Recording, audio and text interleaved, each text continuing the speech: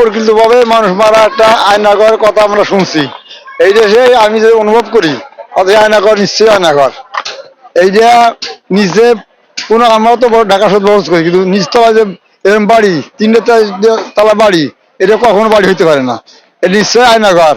আর এই যেভাবে আলেম ওলামা ছাত্র জনগণ মারছে, এইটা কোনো মানুষের কাজ না, কোনো মানুষের কাজ করতে পারে না।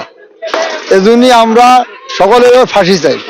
তাও আমারও সর্বসাধারণের সামনে এনে ফাঁসি দাও।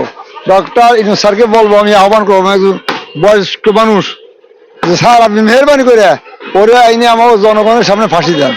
আলেম ওলামা মারছে বাবা, সাদি সাহেবকে মারছে, আমি থেকে জেলে মারছে, বাদানিকে জেলে বসছে, অনেক আলেম ওলামাকে অত্যাচার করছে, ছাত্র সমাজ মারছে, বিএনপির লোকজন আটকাইছে, অনেক কিছু করছে।